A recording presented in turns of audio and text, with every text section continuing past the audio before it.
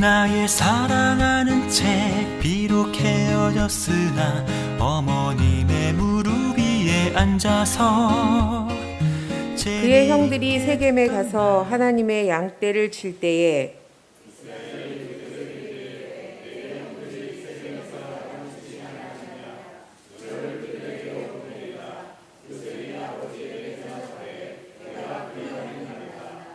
이스라엘이 그에게 이르되 가서 내 형들과 양떼가 다 잘 있는지를 보고 돌아와 내게 말하라 하고 그를 헤브론 골짜기에서 보내니 그가 세겜으로 가니라.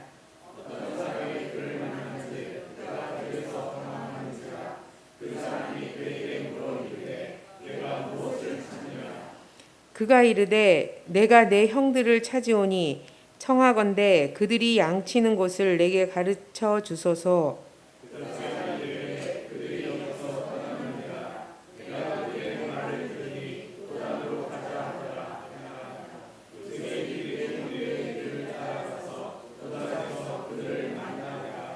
요셉이 그들에게 가까이 오기 전에 그들이 요셉을 멀리서 보고 죽이기를 꾀하여 자, 그를 죽여 한 구덩이에 던지고 우리가 말하기를 악한 짐승이 그를 잡아먹었다 하자. 그의 꿈이 어떻게 되는지를 우리가 볼 것이니라 하는지라.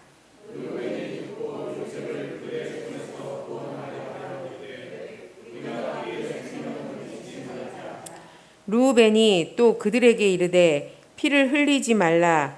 그를 광야 그 구덩이에 던지고 손으로 그에게 대지 말라 하니 이는 그가 요셉을 그의 손에서 구출하여 그의 아버지에게로 돌려 보내려 함이었더라.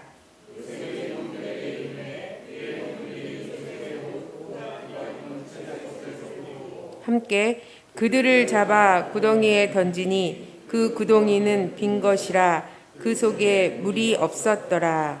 아멘. 2000년 기독교 역사에서 성경에 나오는 인물들을 제외하고 가장 위대한 신앙인을 꼽으라고 한다면 두 사람을 뽑을 수 있습니다. 물론 사람마다 조금씩 다를 수 있겠지만은 그 두 사람은 북아프리카의 휘포의 감독이었던 성 어거스틴과 그리고 이탈리아의 아시시의 성자라 불리우는 성 프란시스입니다. 영어식으로는 성 프란시스고 라틴어식으로는 성 프란시스코라고 부릅니다. 오늘날 미국의 샌프란시스코는 그의 이름을 따서 지은 도시입니다. 미국에는 이런 식으로 기독교 성자의 이름을 따서 지은 도시의 이름이 많습니다. 대표적으로 샌프란시스코를 비롯해서 우리에게 익숙한 샌디에고, 그러니까 샌디에고, 그러면 여러분 잘못 부른 거죠. 샌디에고입니다. 이제 알았으니까 앞으로는 샌디에고 그렇게 부르셔야 돼요. 샌마리노, 산타모니카, 산타바바라 등등 많은 도시들이 기독교 성자들의 이름을 따서 세워진 도시들입니다. 자, 성 프란시스는 아무튼 13세기에 활동한 사람입니다. 어려서 그는 멋진 기사가 되어 전장에서 공을 세우고 돌아와 사람들로부터 영광을 얻는 그런 그러한 소망을 갖고 있었습니다. 그래서 그는 실제로 이탈리아 아시시의 군대에 지원하여 인접 도시인 페루자와의 전투에 참전합니다. 자신이 그토록 꿈꿔왔던 전쟁에서의 승리와 영광을 위한 모험이었습니다. 그렇지만은 그의 꿈은 실패로 돌아가고 맙니다. 그 전쟁에서 아시시의 군대는 패하고 그는 오랫동안 포로로 잡혀 있다가 페루자에서 겨우 풀려나와 고향으로 돌아올 수 있게 되었습니다. 그러나 한 번 좌절을 맛보았지만 프란시스는 여전히 자기 꿈을 포기하지 못했고 멋진 기사가 되는 것을 더욱 꿈꾸게 되었습니다.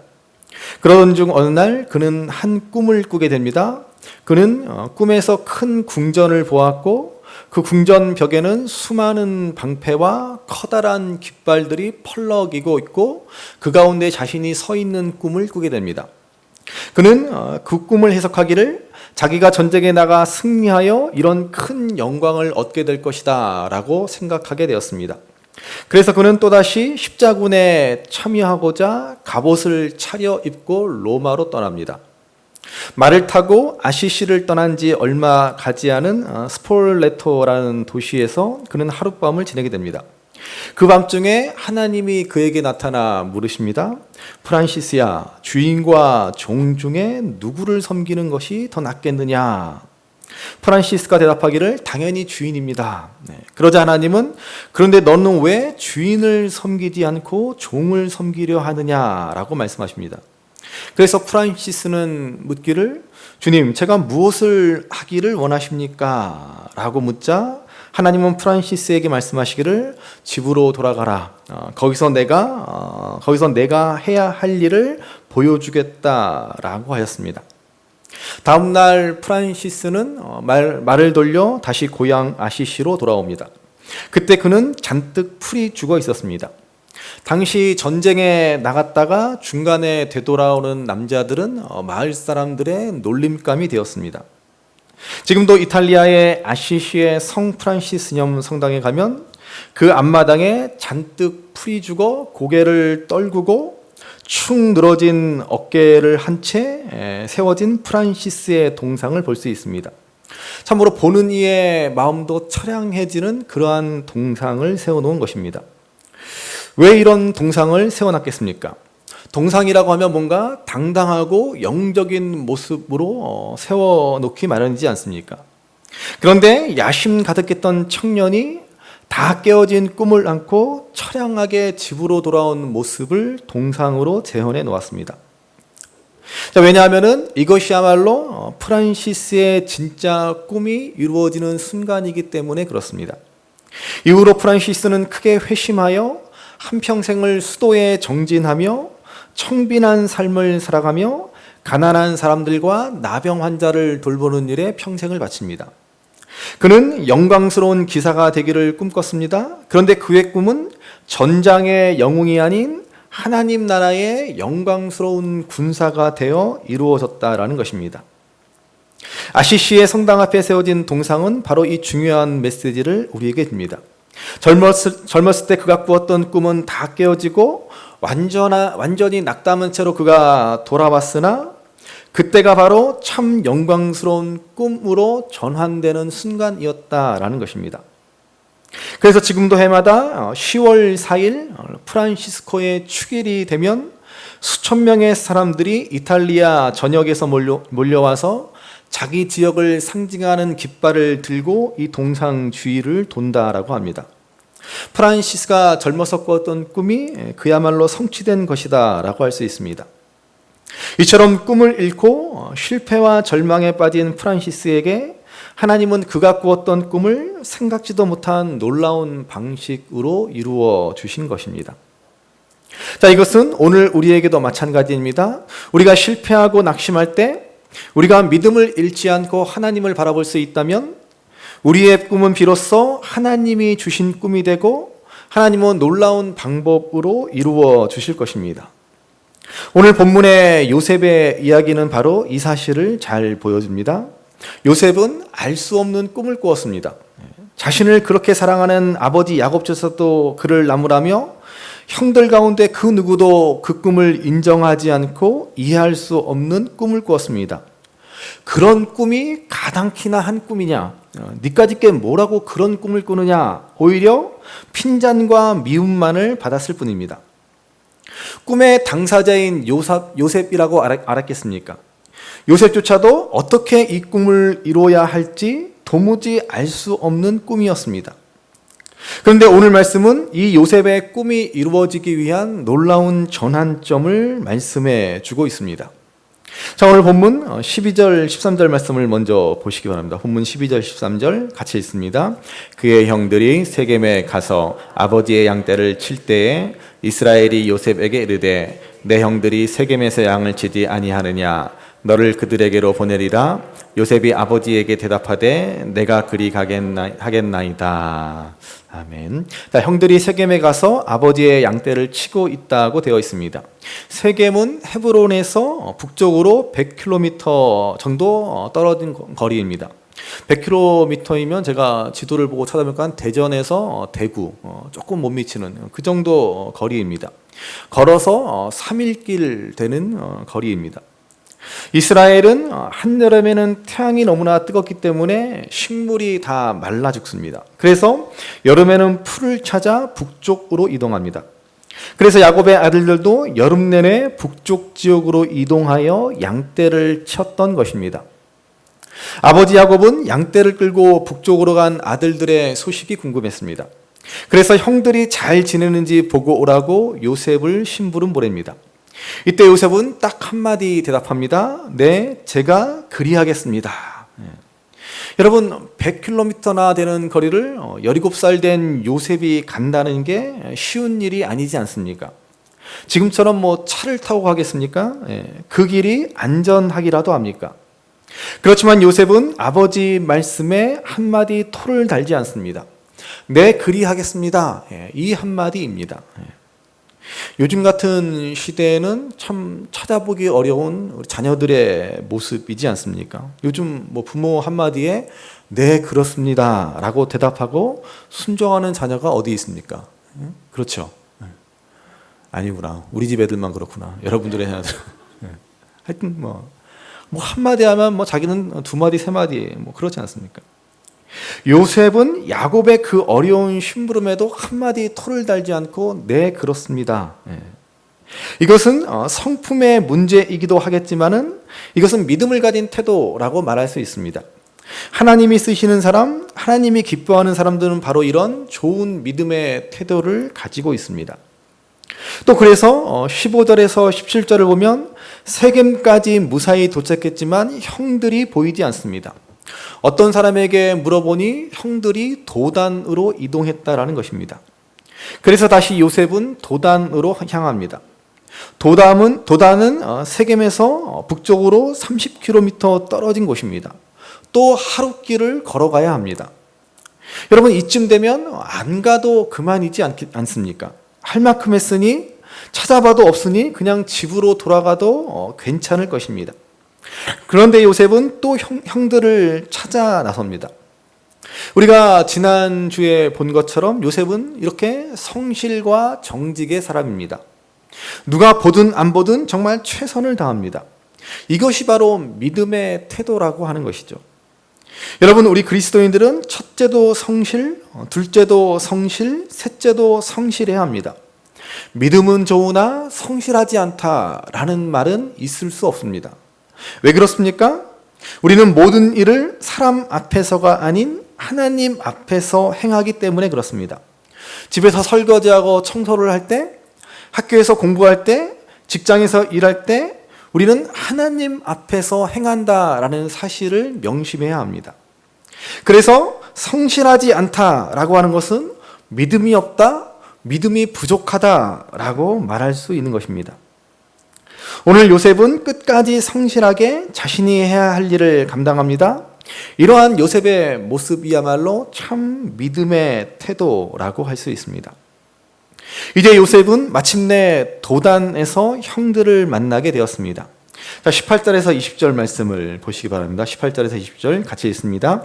요셉이 그들에게 가까이 오기 전에 그들이 요셉을 멀리서 보고 죽이기를 꾀하여 서로 이르되 꿈꾸는 자가 오는도다. 자, 그를 죽여 한 구덩이에 던지고 우리가 말하기를 악한 짐승이 그를 잡아먹었다 하자. 그의 꿈이 어떻게 되는지를 우리가 볼 것이니라 하는지라. 자, 형들은 멀리서도 요셉의 채색 옷을 보고 단번에 요셉이라는 것을 알아볼 수 있었습니다. 그래서 형들은 저기 꿈꾸는 자가 오는도다 라며 무서운 범행을 모의합니다.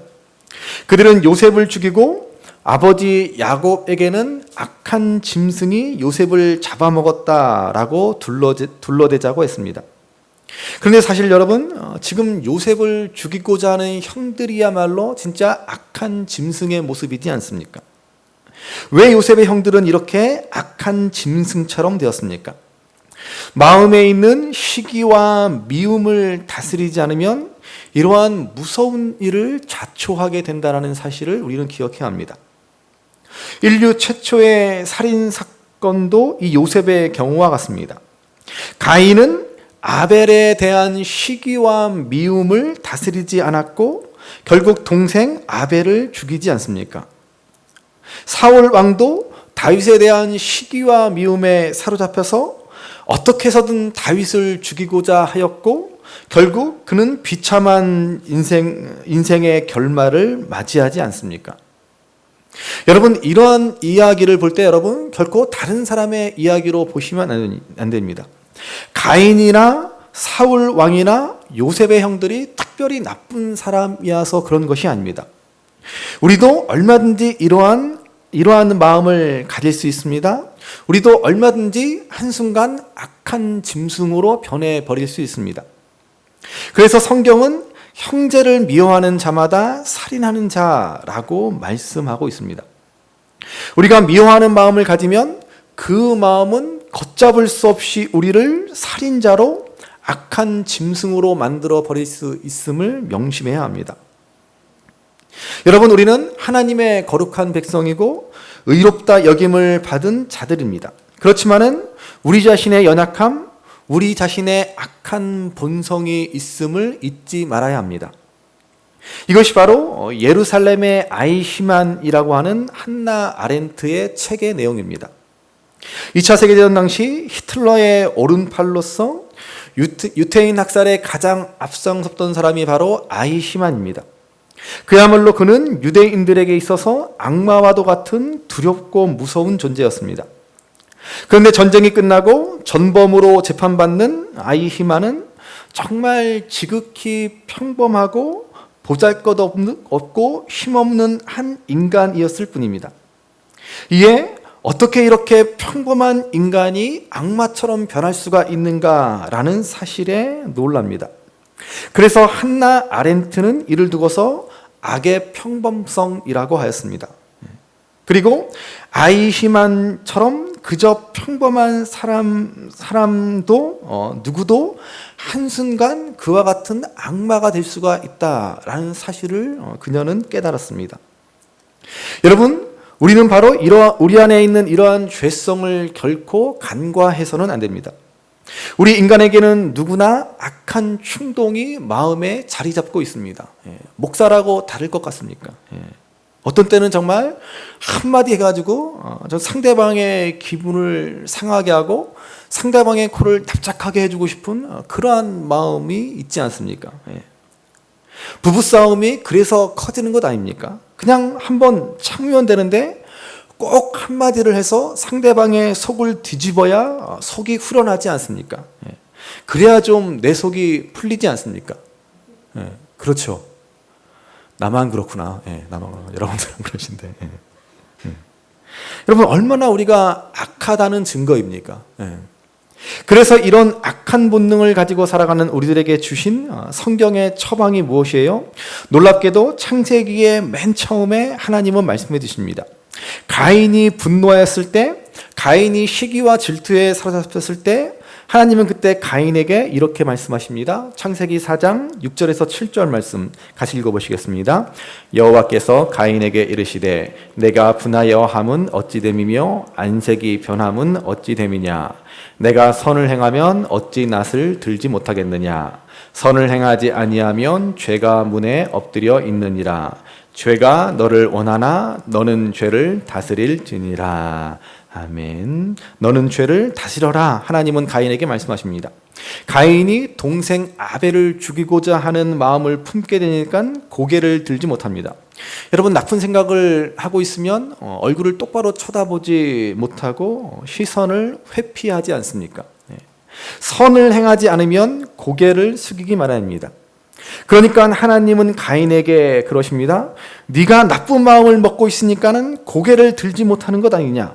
그러니 너는 죄를 다스려라, 죄 짓지 말아라 라고 말씀하십니다.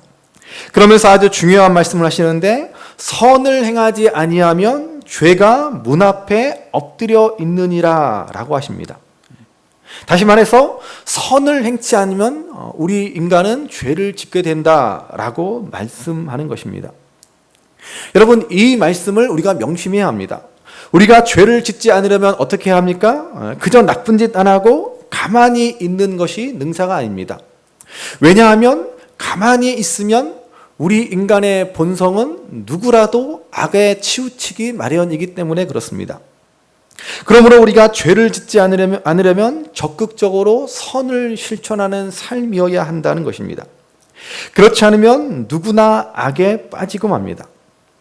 그래서 한나 아렌트가 남긴 또 하나의 유명한 말이 사유하지 않는 것, 그것은 죄악이다라는 말입니다. 이는 재판정의 선 아이히만이 자신의 무죄를 주장하면서 나는 그저 관리로서 시키는 대로 했을 뿐이다 라고 주장하는 것을 보고 그녀가 한 말입니다. 여러분, 이 사실을 명심해야 합니다. 사유하지 않는 것, 그것은 죄악이다. 생각하지 않는 것, 생각이 멈추어 버린 것, 그저 무리로 살아가는 것을 말합니다. 그것은 죄악입니다. 왜냐하면 우리는 죄된 본성을 가지고 죄악된 세상에서 살아가고 있기 때문에 그렇습니다. 잠시라도 우리가 생각을 멈춰버리면, 생각 없이 이 세상에서 살아가다 보면 우리는 어느새 죄로 치닫고 맙니다. 그러므로 우리는 생각해야 합니다. 그게 뭐예요? 성경이 말하는 늘 깨어 있어야 한다라는 말씀입니다. 무엇이 옳고 그른지를 잘 분별하고 적극적으로 선을 행하며 살아야 합니다. 그렇지 않으면 누구나 다 이러한 악에 빠지고 맙니다. 군중 심리에 쉽게 휘말리고 마는 것입니다. 그래서 야곱의 아들들은 악한 짐승으로 변해버립니다. 르우벤도 있었고 유다도 있었지만은 여럿이 있으면 죄책감은 순식간에 무뎌지고 맙니다. 우리가 적극적으로 선을 행하지 않으면 어느새 우리에게도 이런 일이 벌어지고 마는 것입니다. 그래서 이제 형들은 요셉을 구덩이에 던져놓고서는 아무런 가책도 없이 음식을 나누어 먹고 있는 그러한 악한 짐승과 같은 모습을 보여주고 있습니다. 오늘 이 형들의 악행으로 결국 어떤 일이 벌어집니까? 그들은 요셉을 지나가는 미디안 상인들에게 노예로 팔아넘깁니다. 유다의 제안으로 요셉을 차마 죽이지를 못하고 팔아버리는 게 낫겠다라고 생각했습니다. 그리고 요셉은 어떻게 되었습니까? 자, 본문 뒤에 마지막 37장의 36절 말씀을 보시겠습니다. 36절 같이 읽습니다. 그 미디안 사람들은 그를 애굽에서 바로의 신하 친위대장 보디발에게 팔았더라. 아멘. 사건의 경과를 말해주는 간단한 말씀이지만 여러분 정말 놀라운 말씀입니다. 하나님이 개입하셨다라는 것을 보여주는 말씀입니다. 그래서 요셉은 애굽의 왕 바로의 최측근인 친위대장 보디발의 집에 노예로 팔려갑니다. 구원의 역사가 시작되고 있는 것을 보여주는 말씀입니다. 보디발은 애굽의 권력의 핵심 중에 핵심에 있는 사람입니다.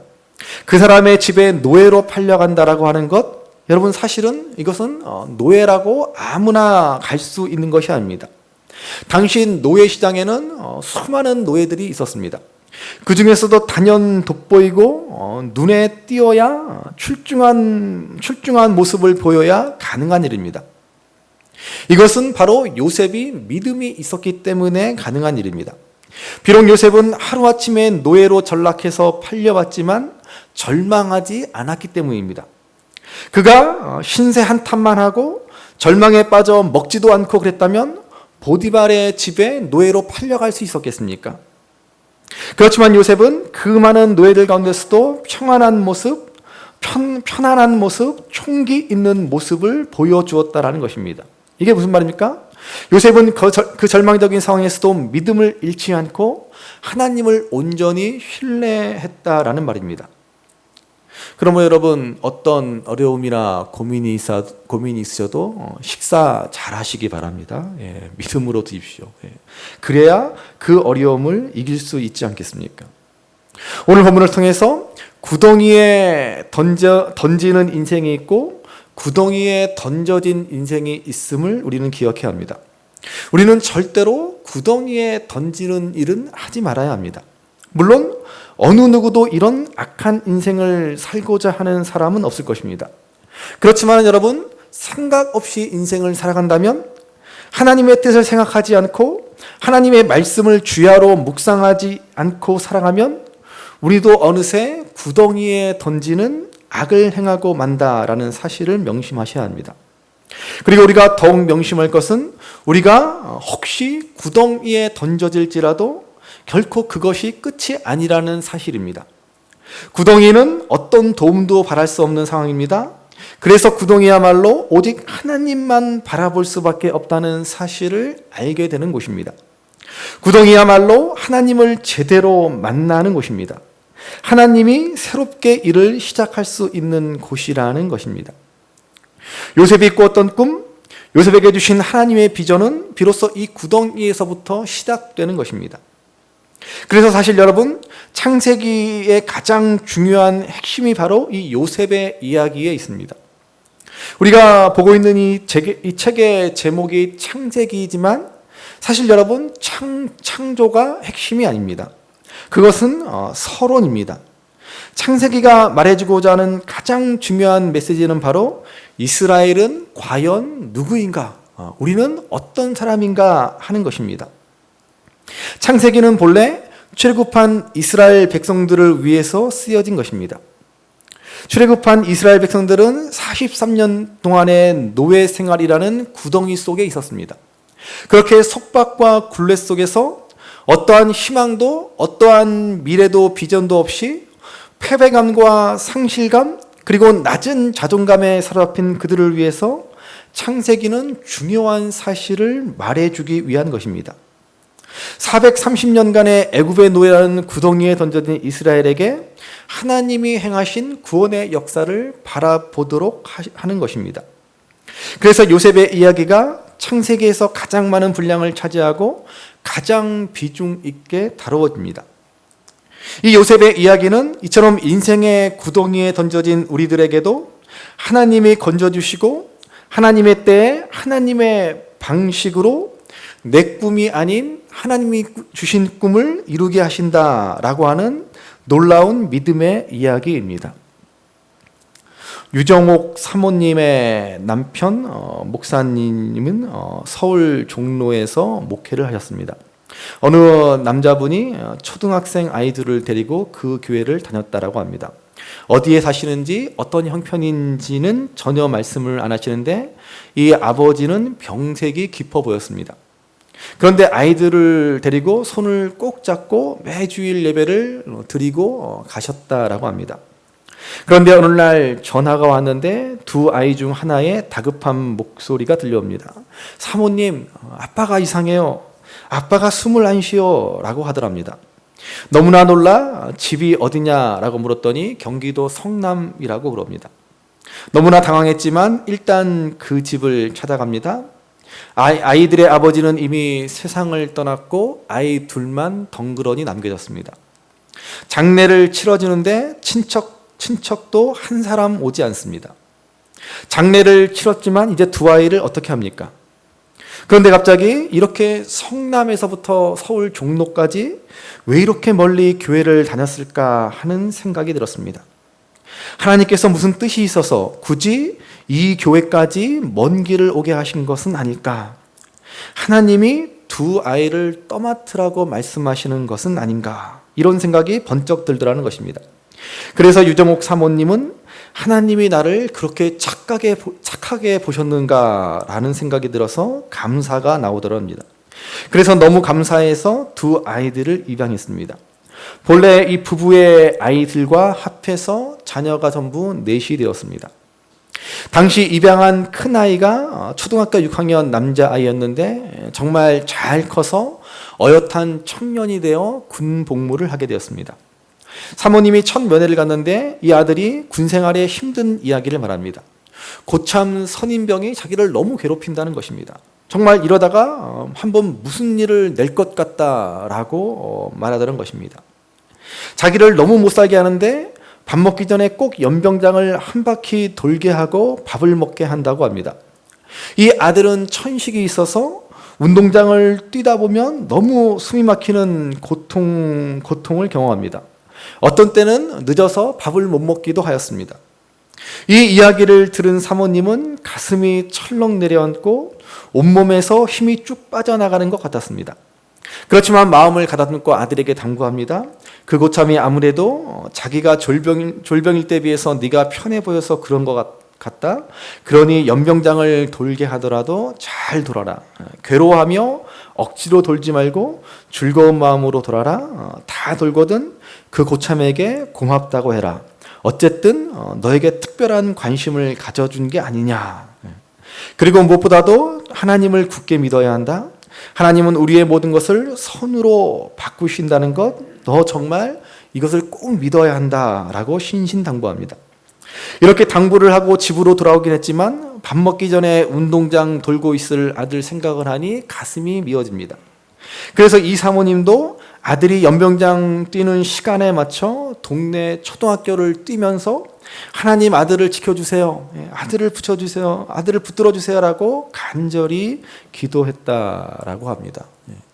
우리 군의 아들 간 우리 어머님 아버님들은 앞으로 식사하기 전에 연병장을 한 바퀴씩 도시면서 자, 그리고는 한 달쯤 지나서 아들에게 편지가 왔습니다. 사모님은 아들의 편지를 읽으면서 하염없이 눈물을 흘립니다. 이 세상에서 내가 가장 사랑하는 어머니 저는 오늘에서야 하나님의 복이 실현이라는 가면을 쓰고 오는 것을 알았습니다. 그동안 연병장을 뛰면서 때로는 너무 화가 났고 자존심도 상하고 그날로 단번에 끝장을 내겠다라는 생각도 들었습니다. 그런데 오늘 완전 군장을 하고 구보를 하면서 저는 엉엉 울었습니다. 지난번 구보 때는 천식으로 숨이 막혀 뛰지 못하고 쓰러졌는데 오늘은 아무렇지도 않게 거뜬히 다 뛸 수 있었습니다. 하나님이 그 고참을 통해 저의 지병인 천식을 고쳐주신 것입니다.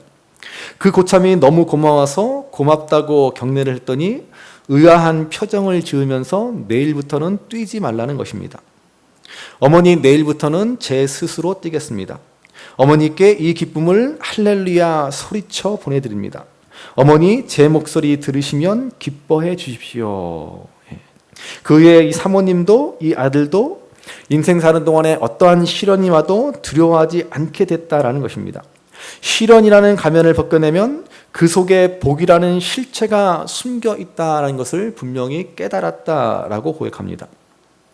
이 유정옥 사모님이 쓰신 울고 있는 사람과 함께 울고 있어서 행복하다라는 책에 나오는 내용입니다.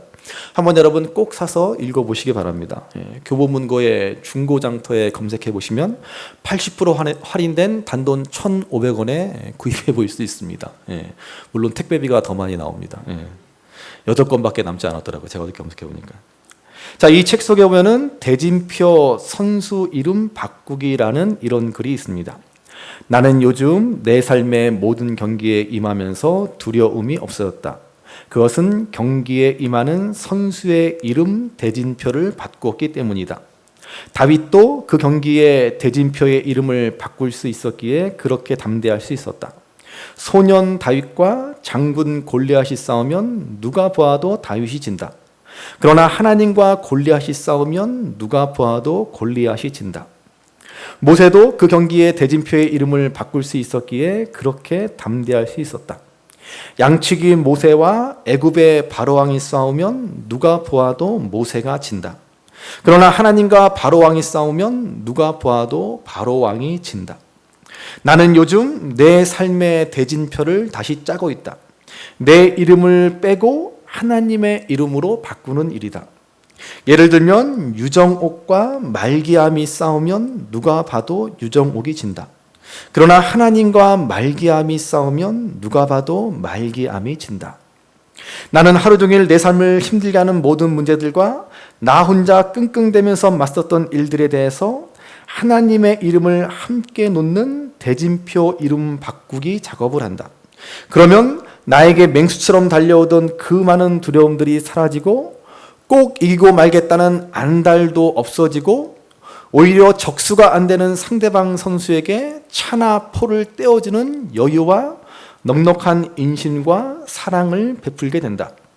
그 후에 오는 것은 당연히 부전승임을 확실히 믿고 있기 때문이다. 여러분, 믿음이란 뭐예요? 믿음이란 이 유정옥 사모님의 말대로 대진표의 이름을 바꾸는 일이라고 생각합니다. 지금까지 내 힘으로 내가 행하고 싸우고자 했던 것을 하나님의 이름으로 바꾸는 것입니다. 요셉의 이야기는 바로 이 대진표 바꾸기라고도 말할 수 있을 것입니다. 하나님은 구덩이에 던져진 요셉과 이제 선수 교체를 하십니다. 그래서 이 비극적인 상황에서 구원의 놀라운 역사를 시작하십니다. 오늘 구덩이에 던져진 것 같은 시대를 우리가 살아갑니다. 이 시대의 교회가 구덩이에 빠진 것 같은 상황이지만 여러분 걱정하지 마시기 바랍니다. 구덩이는 새로운 시작일 뿐이라는 것입니다. 우리가 하나님의 이름을 부르고 하나님의 손에 붙들려 있으면 구덩이야말로 어쩌면 신앙의 새로운 출발점이 될 수 있을 것입니다. 저와 여러분들이 이걸 믿고 구덩이에서 낙심하지 않게 되기를 바랍니다. 코로나19로 인해서 우리 교회와 신앙이 다 어려움 가운데 있지만 하나님 어떻게 우리를 이러한 구덩이에 빠뜨릴 수가 있습니까? 우리가 탄식도 하지만 어쩌면 이 구덩이야말로 하나님께서 우리의 신앙을 점검하고 우리의 신앙을 알곡과 가라지로 구분하고 우리의 신앙을 정금같이 연단하는 출발점으로 삼으시기 위한 것일 것입니다. 그러므로 구덩이와 같은 인생의 고난을 만날 때 여러분 대진표의 선수 이름을 바꾸시기 바랍니다. 하나님을 더욱 의지하시기 바랍니다. 하나님의 섭리를 바라보며 하나님의 행하심을 기대하시기 바랍니다. 반드시 하나님은 새 일을 행하실 것입니다. 그러므로 우리에게 선한 뜻과 선한 섭리로 행하시는 하나님께서 악한 세상 가운데서도 우리를 선으로 빚어가심을 기억하며 내가 아닌 하나님을 믿는 믿음으로 날마다 주의 위로하심과 능력과 주의 구원의 은총을 경험하며 살아가시는 저와 여러분들 되시기를 주님의 이름으로 간절히 바랍니다. 우리 어머님이 들려주시던 재미있게 듣던 말이 책 중에 있으니 이 성경심이 사랑합니다. 나의 사랑하는 책 비록 헤어졌으나 어머님의 무릎 위에 앉아서 재미있게 듣던 말이